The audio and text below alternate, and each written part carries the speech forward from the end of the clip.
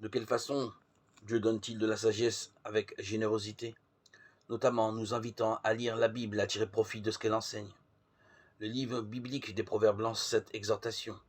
Mon fils, si tu reçois mes paroles et si tu conserves avec soin auprès de toi mes commandements, de manière à prêter attention à la sagesse, tu comprendras la crainte de Dieu et tu trouveras la connaissance de Dieu.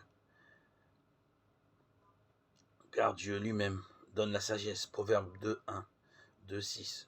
Celui qui met en application les conseils bibliques et constate leur valeur pratique se rend compte que la Bible reflète vraiment la sagesse divine. L'examen de quelques versets nous en donnera une vision plus précise.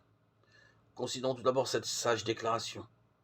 Ceux qui sont résolus à être riches tombent dans la tentation, dans un piège et dans beaucoup de désirs insensés et funestes, car l'amour de l'argent est la racine de toutes sortes de choses mauvaises. 1 Timothée 6, 9, 10. Comparons maintenant ce constat avec la tendance qui incite aujourd'hui les gens, tout au moins dans la société occidentale, à faire des richesses leur principale préoccupation.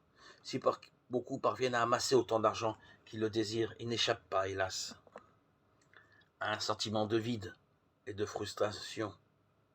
Un psychologue note: accéder aux premières places ou devenir riche laisse insatisfait et ne donne pas l'impression de se réaliser ni d'être vraiment aimé ou respecté.